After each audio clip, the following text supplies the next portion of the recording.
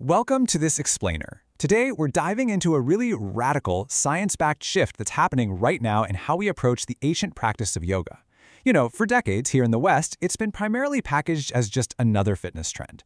But as we pull back the curtain on the latest research, we're uncovering something huge. Yoga is actually a highly sophisticated method for rewiring the human brain and nervous system. It's not just about what your body can do anymore, it's really about what your mind can become. So for a long time, the old view was basically that you went to a mat mainly to get flexible, right? You'd go to torture your tight hamstrings, try to finally touch your toes, and maybe get a bit of a sweat going while you're at it. Well, we're going to bust that myth right here, right now. The new yoga, which ironically is actually deeply tied to the absolute oldest intentions of the practice, reveals it as a completely legitimate, powerful tool for your mental health. People are increasingly stepping onto the mat not to stretch their physical bodies, but to fundamentally rewire their brains. Yoga has officially crossed the line from being just a nice self-care activity to a highly active tool you can use to alter how you feel and how you think.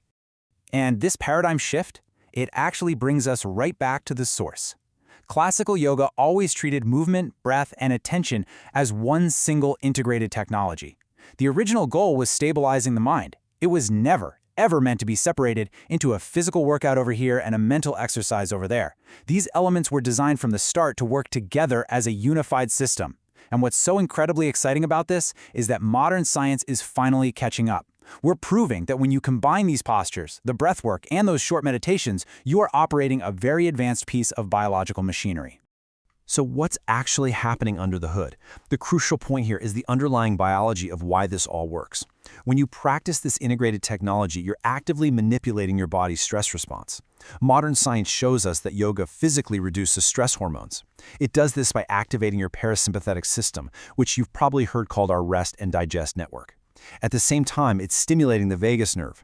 Think of the vagus nerve as this massive biological superhighway. It literally sends calming signals from your body straight up into your brain. That right there is exactly why a good class leaves you feeling fundamentally calmer and mentally clearer, rather than just feeling like you got a nice stretch in. And when we look inside the skull, the hard neuroscience is just staggering. Brain imaging and EEG studies reveal three major biological changes when you practice regularly. First up, regular practice increases beneficial brainwaves that are directly linked with focus and relaxation. Second, it supports neuroplasticity, which is basically your brain's ability to reorganize itself and form new neural connections. And third, and honestly, this one is a massive game changer, it actually helps preserve gray matter volume as we age. It is physically preserving the structure of your brain. Let's contrast these two outcomes for a second to really drive this home. Yes, for sure, the physical result of your practice might be that you can finally reach past your shins and touch those toes. Your hamstrings get looser. Awesome! But the neurological result, which is entirely invisible, is infinitely more vital to your life. Every single time you practice, you are actively training your attention networks, you're training your emotional circuits, you're training your stress response systems. These are the very systems that shape your entire day-to-day human experience. The physical stretch, that's really just a byproduct. The real magic is the invisible training of your nervous system.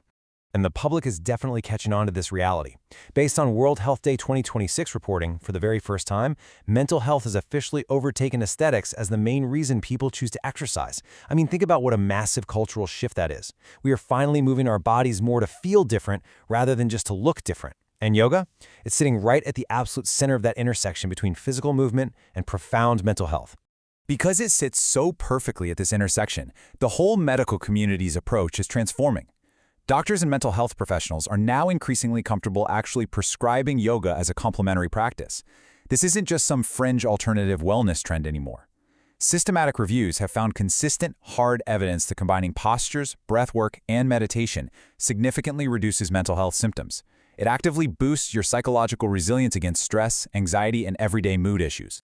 Now, hold on. If you want to reap these profound benefits, there is a bit of a catch you need to understand. Yoga's benefits are entirely cumulative and skill-based. They aren't mystical, and no, they do not happen overnight. We really have to stop treating yoga as a one-off relaxation session. Like getting a massage or taking a nice long bubble bath just to unwind after a hard week.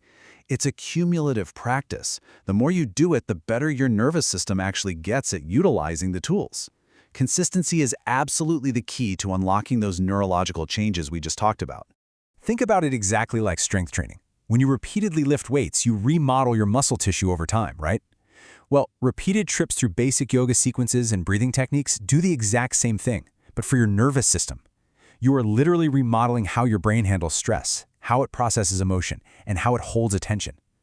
Yoga is basically strength training for your inner architecture.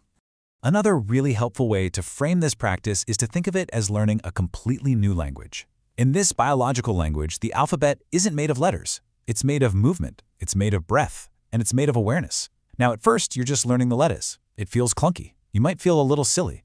But as you string them together over time, you build fluency. You actually gain the ability to communicate directly with your own nervous system, telling it when to downregulate, when to calm down, and when to focus. You are mastering the vocabulary of stress management. Okay, so how do we take all this amazing science and actually apply it? Well, I want to pivot right over to you. Here's a practical experiment pulled straight from the source material. For the next 7 days, I want you to treat your practice not as a workout, but as a nervous system lab. You don't need a fancy studio, and you definitely don't need an elaborate routine. You are going to be the lead researcher testing this neuroscience directly on yourself. Running this lab is incredibly manageable. Step 1. Just pick 10 to 15 minutes at roughly the same time every day. Step 2. Try a super simple sequence. Think cat-cow, child's pose, maybe some gentle twists. Followed by 3 to 5 minutes of slow breathing.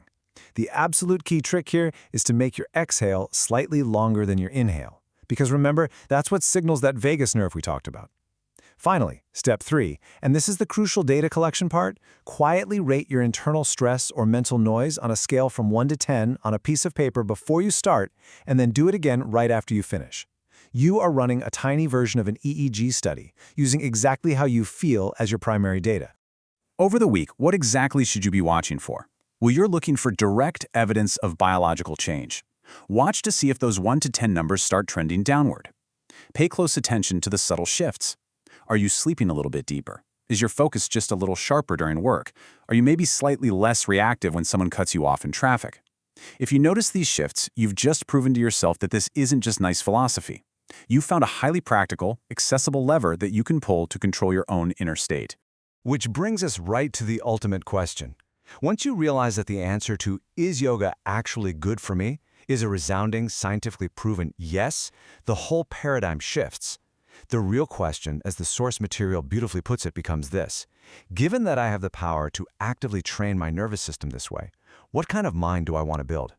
I'm going to leave you to ponder that one. Thank you so much for joining me in this explainer today, and hey, happy experimenting in your nervous system lab.